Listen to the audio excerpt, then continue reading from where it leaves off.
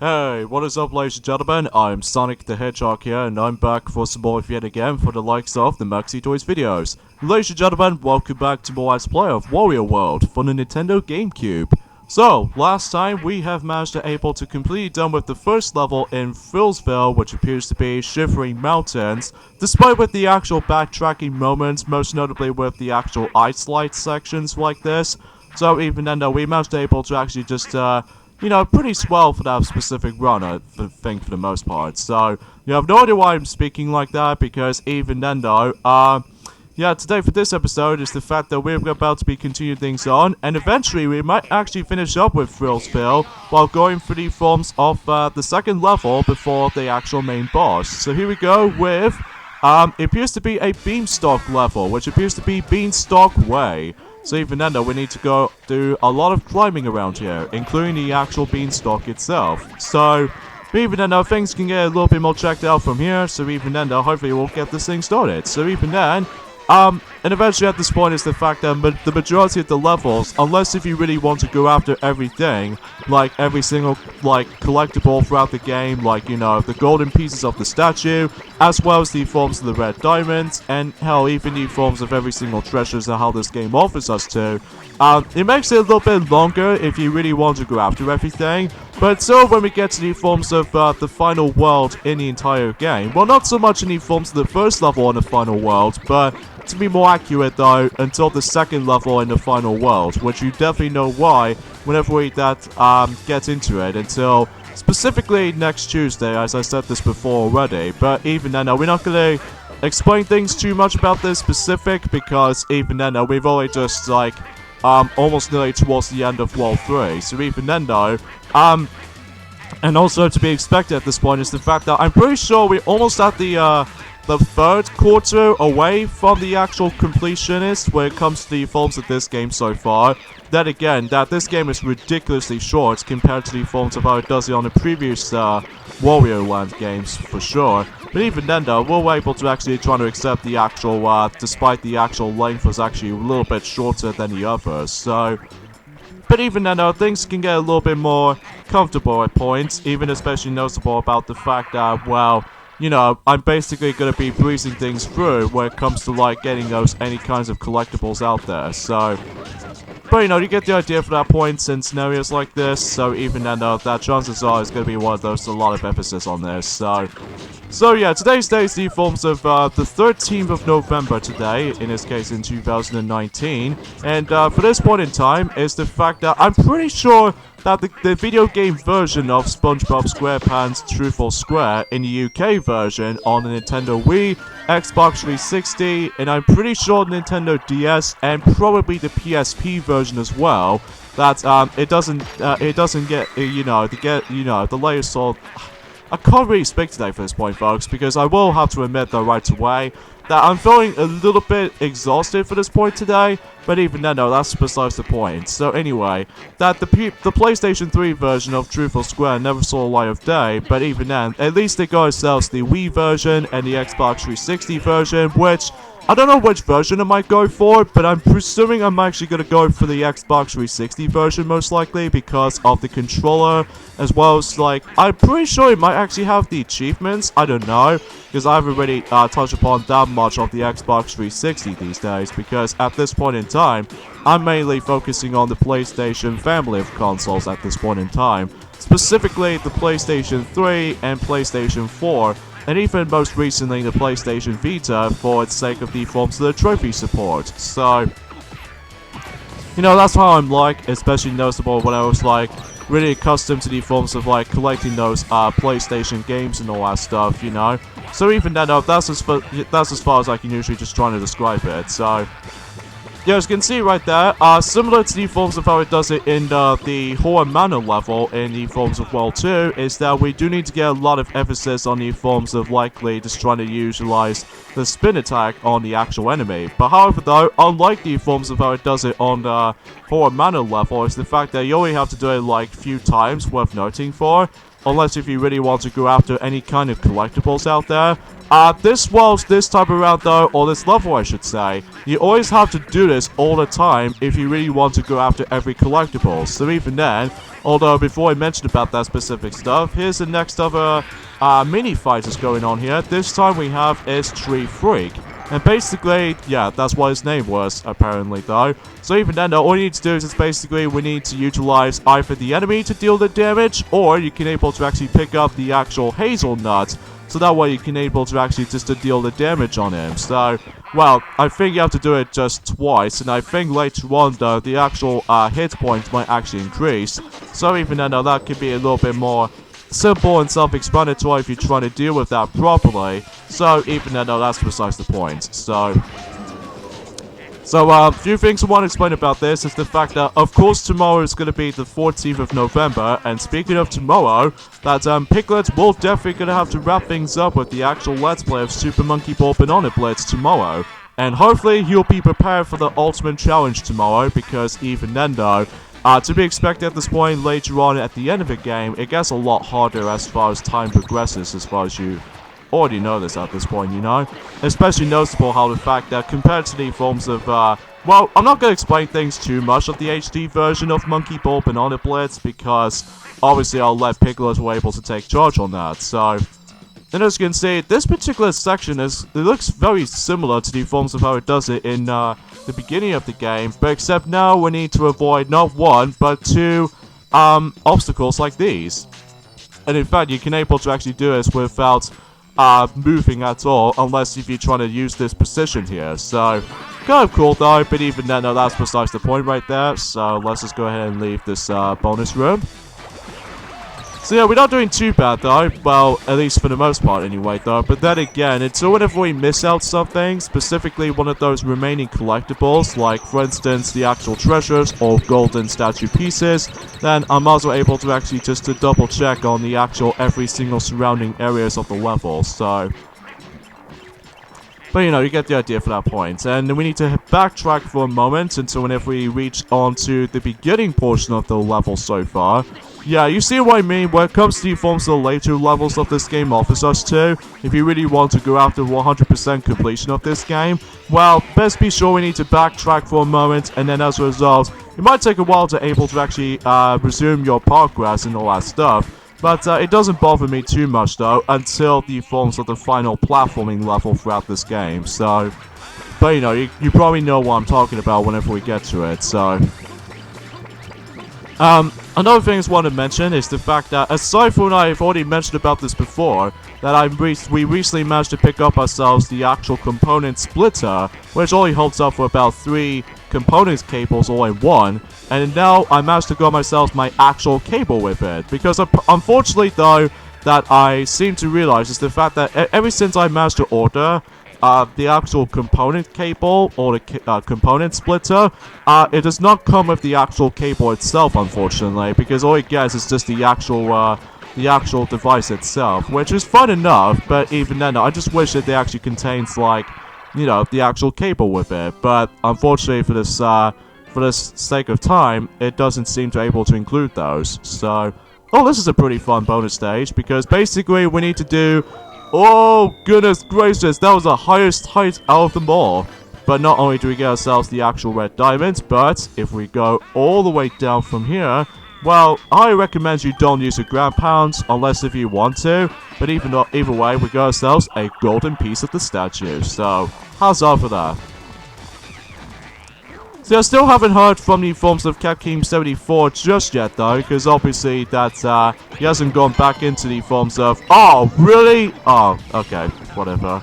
Anyways, let's go ahead and deal with. I definitely notice I hear something from up above, which is specifically the actual the golden fragment piece, which I'm worried I'm actually gonna miss that, because if that's true, then I probably should able to actually backtrack for a moment and then just try to re-grab it from here. And all the other stuff, so it looks like we've almost reached up to the forms of, well, 10,000 coins total, which if we keep beating the more of those enemies, as far as you might as well notice by this point, then we can able to actually gather some more coins, and then every time we get hit most of our time, which at the moment doesn't seem like that much, but still likely until the later stages throughout, especially noticeable on the final platforming level, I should say. It gets ridiculous though with the actual enemy encounters and all that stuff, even with the trickier puzzle segments whenever we get towards at the very end of the game. So, well, then again, we're not gonna worry about this too much though, because then again, we have to explore through Beanstalk Way, so even then we'll just have to accept that. So, oh, really? No coins rewarded. Okay, apparently though, if you leave your treasure behind for a long period of time, what happens is that the actual treasure will actually disappear. So, and you won't be getting any of these coins at all. So, a little bit lame because unfortunately for me, I'm pretty much missing the actual golden piece of the statue, which I can tell for that point because I was going to expect it to do this, but my jump button does not even react to it on that particular pillar. So let me try this again. Nope, doesn't work like that. So unfortunately for me though, I'm might as well able to backtrack for it again, because just like the forms of how it does here on Shivering Mountains, basically I do need to able to actually make it towards at the very end of the stage first, and then just try to re-grab the actual the golden fragment piece at any point. So a little bit lame, but even then though, it doesn't take that long to get to that point, but then again, we'll see what happens there. And here's the forms of the next puzzle segment, where basically, I think, in order to actually supposed to do this properly, is that we need to let the actual third block go somewhat closer to the actual second moving platform, and then chances are you weren't able to actually do this right. But if you do this in a wrong pattern, well, you're probably not gonna able to make it for that point, so. Because what if first time I play this level on my own time, I have no idea what I'm supposed to be doing right there, but I've now managed to figure it out on my own time, and chances are, well, it actually just doesn't give me that much of a troublesome, so. But either way though, we'll just have to be able to come back for the actual golden fragment piece until for later on though, after we, you know, make it towards the end of the end of the level first, so that's a bit of unfortunate for the sake of time, so. Anyways, we actually come across into these new types of enemies right here, which apparently these are wing magnetic enemies as far as I'm aware, even though I haven't really looked upon that much in terms of enemy variety on this specific game so far. But usually I've found the actual solution about the actual enemy type specifically. Now it's the forms about the fact that, well, you know, with the forms of the actual, it's hard to explain about this sometimes, I have to admit.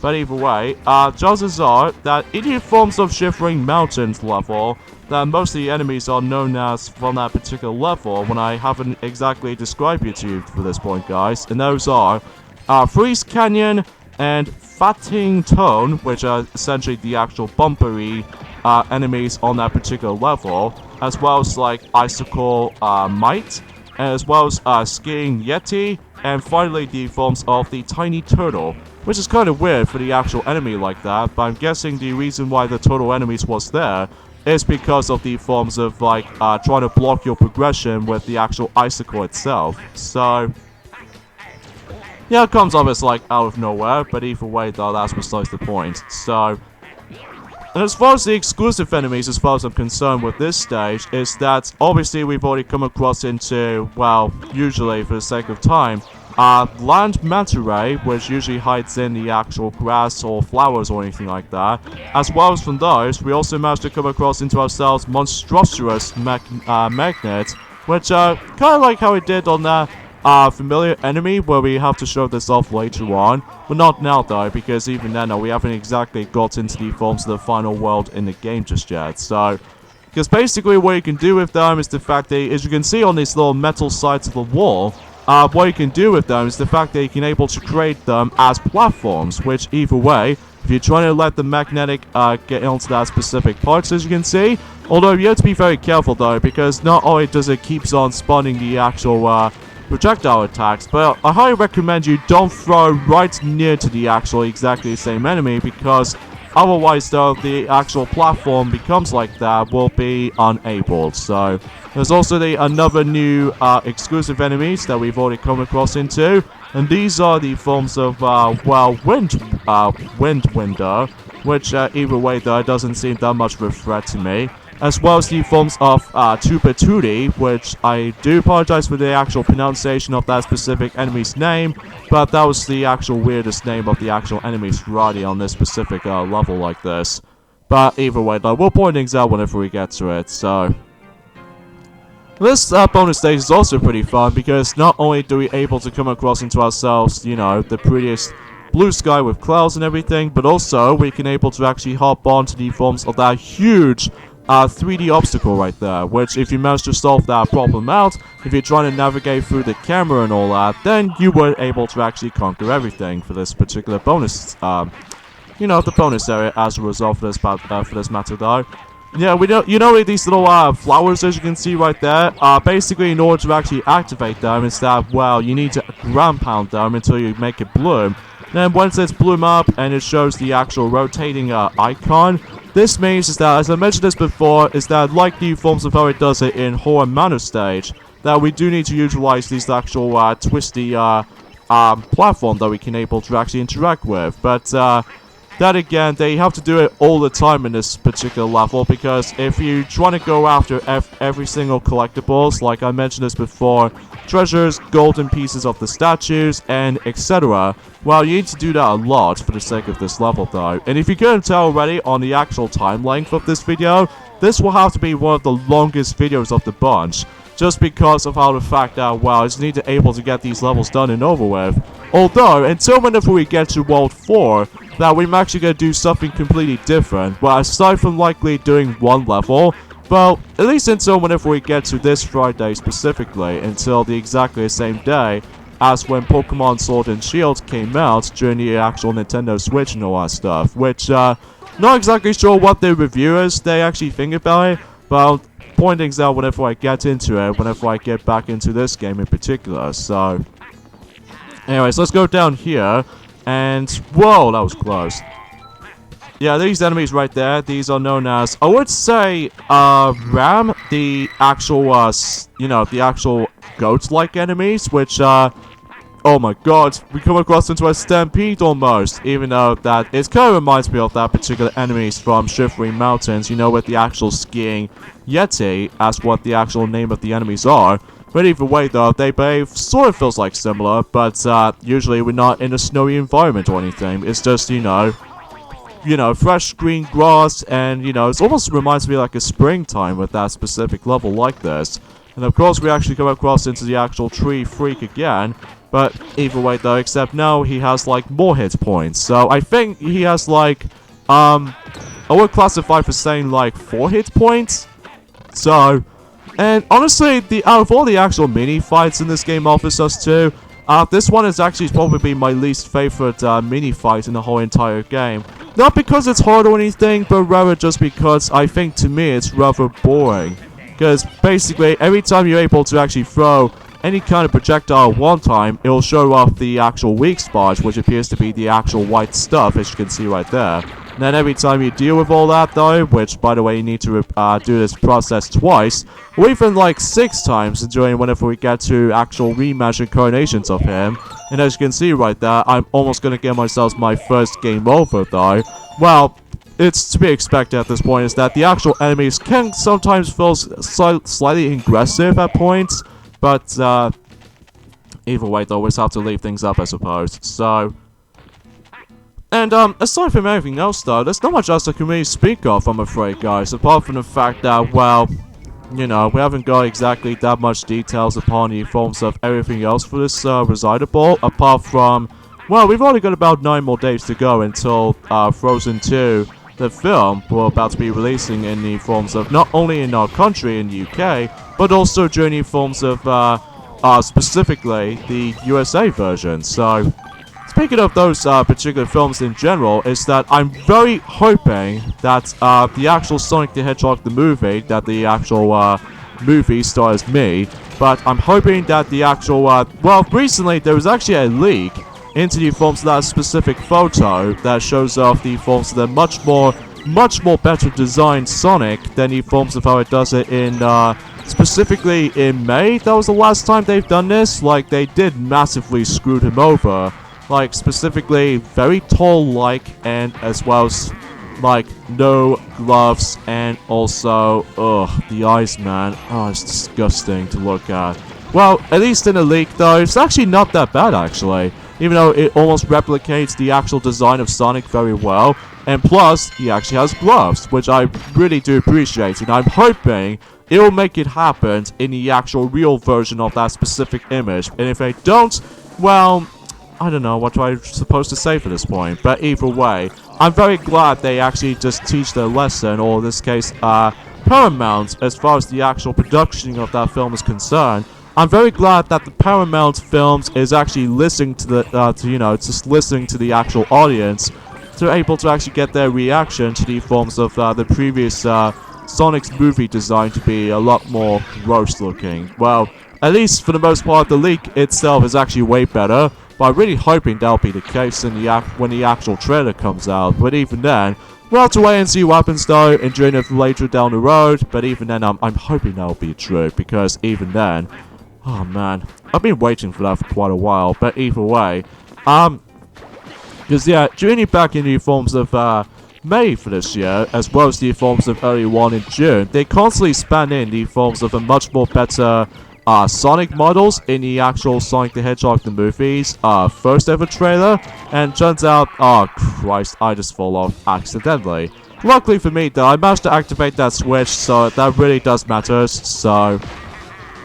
But yeah, you get the idea. And this is the point where the actual paths themselves in these segments here is actually ridiculously narrow now, so even now we need to get a lot of emphasis on timing jumps or what have you. Oh, get to the spring! Oh, that was close. Even though sadly I managed to lose my coins at the time, so unfortunately for me, sometimes my skills wasn't exactly peculiarly accurate about it. So, anywho though, aside from everything else though, with the forms of the My Little Pony Rainbow Road Trip, that's apparently though, that's you know how unfortunate that particular hour special is gonna get delayed in the UK DVD release until, you know, 10th of February in 2020, and hoping it won't delay that again. And even then, though, because this is getting ridiculous for most of the actual films released for that time. But anywho, though, I've seen the actual front cover of the actual film, or in this case, not so much the film, but it's more likely a TV special of any sort. The actual screenshot shows up, and now it's the forms of the fact that for some odd reason, they just managed to took the exactly the same image as the ending of the actual special, which might be seems a little bit spoiled heavy, but even then, I've seen it before, and you know, I found it to be a very enjoyable experience. So even then, despite the forms of the fact that the visual style heavily borrowed from the likes of the 2017 movie, which I don't mind it at all, because even then I still really enjoy that film so much. But anyway,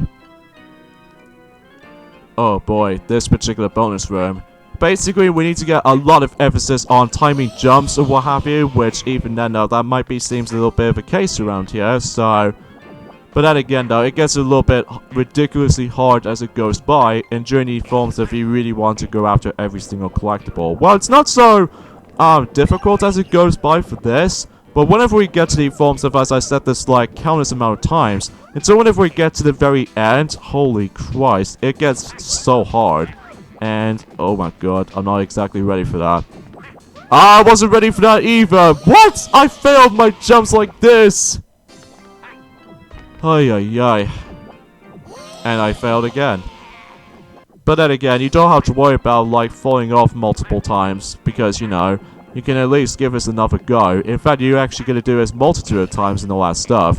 Although, the only time it makes it super difficult is the fact that when these obstacles come by, most notably with, of course, the actual spike balls and all that stuff.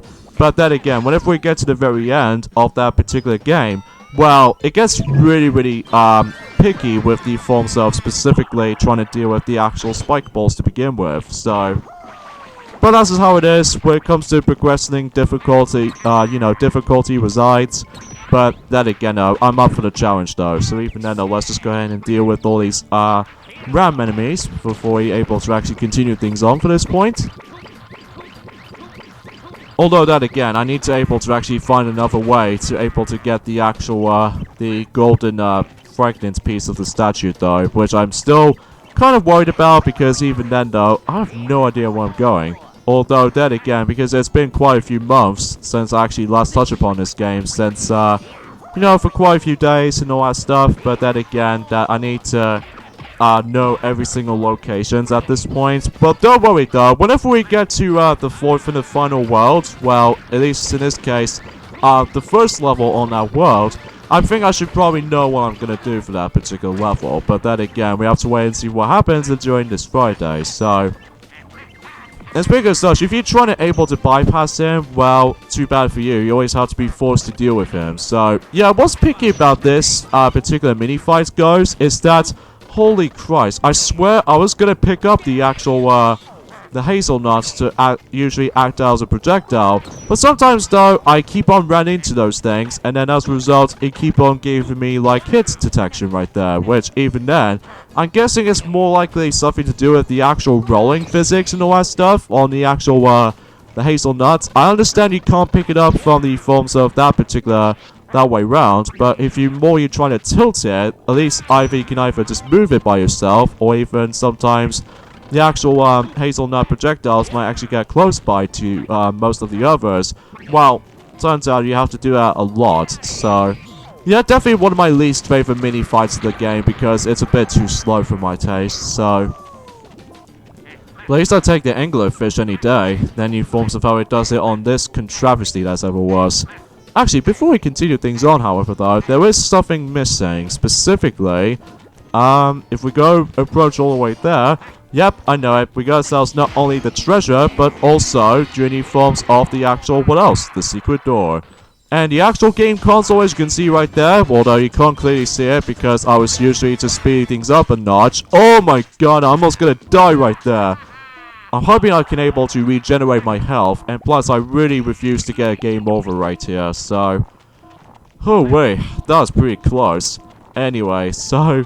Yeah, for that particular handheld we actually got in the final treasure in this level, it appears to be the Game Boy Advance, which kind of makes it a lot more sense because even then though, because this game does manage to have the actual ability so that you can able to actually access to the actual Game Boy Advance cable link until you're able to actually access to the actual playable demo of WarioWare Inc. Minigame Mania on that specific demo version. So, because, you know, it's pretty cool looking and then all the other stuff. But the only console I just realized that this game is usually skipped is the Super Nintendo. I'm not sure why this skipped over the actual Super Nintendo to begin with. And I'm pretty sure that in the forms of the Japanese version of this game, though, that the actual replacement between, I would say just specifically, the NES treasure that normally in the North American version as well as the European countries do manage to have themselves the NES model as the actual treasure resides. But if you manage to guys play this in the Japanese version of Wario World, I think the only replacement for that is of course the Famicom, because even then, because you know, just like the forms of how it does it on Yoshi's Woolly World, they managed to able to replace some of the skins from the likes of the forms of how it does it in each and every region. So, which I think that's why about the fact that originally that the Japanese version of this game was supposed to be released in exactly the same year as the North Americans release, as well as the Europeans release, but apparently though, the Japanese version back in the day has been delayed until 2004. I'm guessing it's probably because they need to likely get the actual correct model in one of those treasure chests that usually contains, specifically the Super, you know, the Famicom most likely, not the Super Famicom, because apparently though, the actual treasures list seems to ignore, the Super Nintendo console, which is very odd and peculiar, but either way though, it doesn't really bother me that much though, because either way, that's, you know, I still managed to able to love playing some Super Nintendo and stuff. Or perhaps maybe because of the actual, you know, complications in between the forms of, like, trying to recreate some of the models from the likes of those consoles, basically. I'm not exactly 100% sure on that, but either way though, we have to leave things... Holy Christ! What do I do to you? Stupid little enemy right there. Alright, so basically it was how to able to... There we go! Now we got ourselves every single collectible. So, either way though, now we need to hit back to the very end of the actual level. And we might as well able to actually get a chance to fight the next boss in the game. So I wonder who that could be. But even then, we'll have to wait and see what happens there. Unless if you're trying to keep on reading the actual Spirit Link's description. Unless if, depending if you're able to actually just to save them. So, The only thing that's kind of tedious about this level, though, is that every time you try to able to utilize the actual monstrous magnet enemies to able to utilize as platforms on the actual some steel metallical walls we can able to actually access to. Sometimes, though, if they always get closer to each other, well, sometimes they kill themselves. So, a little bit of a pace breaker, I feel like, but even then, it kind of feels like the similar thing whenever we get to the very end of the game, which I'll point things out whenever we get to it until, you know, till next Tuesday, because I say that because, you know, Piglet has mentioned this before about the fact that we got to change this recording schedules at this point, because even then, well, despite the fact rather that I'm actually going to be going back into this game until next Tuesday and next Thursday, so that way we can able to conclude the Let's Play of Wario World. And then after we're done with that, then I'll let Piglet able to actually be in charge for the forms of tackling through Toy Story 2. So even then though, but not just Toy Story 2, but Mario might actually get back into the forms of, well, specifically Super Mario Odyssey in the Luigi's Bloom world eventually. So even then though, hopefully we'll get these uploads, you know, check and done before whenever we move on to the forms of the final redo Let's Play for this specific year. But then again, it's a little bit early to discuss at the moment, so... Alright, so now we're going to be taking on the forms of, well, usually takes place in the actual spider webs and all that stuff, which, you know exactly what the actual boss itself is going to be. It's actually the forms of, what else? A spider. Or, to be more specifically, Spider Erectix, which I do apologize with the actual boss's name of that specific pronunciation, because sometimes though, most of these bosses, even with the forms of the actual design, and even some names as a result, are come across as weird. But anyway though, that's enough about that specific topic. Anyways, this particular battle kind of reminds me of that particular boss fight from the likes of Sonic Adventure 2, where basically Shadow needs to face off against with the Bio Lizard at the final boss of the actual main point on the last story segment. Spoiler warning for those who have not played Sonic Adventure 2 yet, either in, well, the Dreamcast version or the GameCube version, or really does not... How come it does not deal the damage on here? Oh, that's kind of lame. I think the game really encourages me to do, and that's like charging up the actual the throwing ability, and that's all it really does, like dealing with the damage and all that stuff, which I totally get that. But anyways though, so we need to get onto the actual glue globe, as you can see right there. Time you jump, and then you would able to ground pound him, and in addition with that, we can able to, well, just simply able to actually just throw at him at the, you know, the longer distance. The only time you can't do though is the fact that you can't able to deal with the actual ground pound ability with him, because it's pretty obvious, because the actual web itself is actually very sticky. So as a result though, you pretty much are useless when it comes to like jumping out of it though. The only time you can able to escape that is use your charge attack, and that's all you have to really do. But yeah, that's the entire purpose of this boss fight though. Sometimes it gets a little bit chaotic or hectic later on though, especially they now summon the actual projectiles, as you can see right there. Well, not just one on this specific phase, but until whenever we get to this phase, as well as the final phase, it will start to be sending out a lot more projectiles more than anything, so... Yeah, this one of the boss fights might get a little bit tricky, but honestly, the actual challenge, it might be still a little bit too easy for my liking, so...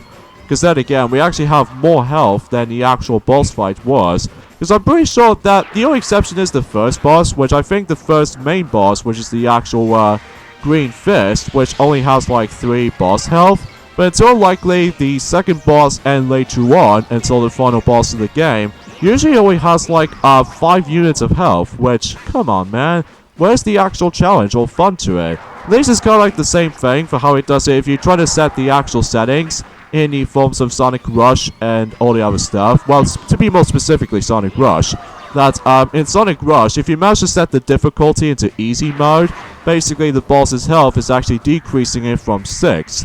Then as far as the normal difficulty goes, it increases up to 8. So, well, mind you, that Sonic Rush didn't came out until 2005, because this came out in 2003. So even then, you know, because of the forms of our fact that, well, it's hard to explain about this sometimes, I will admit though, but anyways, let's go ahead and just try to finish him off for good. And, hopefully when that particular boss fight will be over, then I will assure you we might as well get enough time until whenever we're trying to deal with the next main boss. So hopefully we might as well do this from here, and you do this vice versa though. So even though, there goes the actual spider boss. And there we go, that pretty much takes care of the forms of Beanstalk Way and all that stuff. Jesus Christ, for the actual time length right now, it's actually gone by 35 minutes at minimum, so... Because then again, if I'm missing something like this, well, I need to easily backtrack onto the previous parts on the actual level like this, so... Well, nothing to be concerned about this, because even then, we're actually getting pretty close towards the end of World 3, as well as the entire game. And then once again, we claim ourselves the actual golden statue completely, and we got ourselves the 7th heart now. In this case, the forms of, well, to be more specifically, the actual 7th heart now. So, yeah, that's what I just said. Anyways, let's save our game, and, you know, we might as well take care of the forms of the actual main boss now. And then, hopefully by that time, well, we can able to end things off from this point here. So anyways, let's see what the actual main world's boss fight we actually come across into. We have Red Rough J Showdown. Okay, seems a little bit odd right there, but as far as considering goes.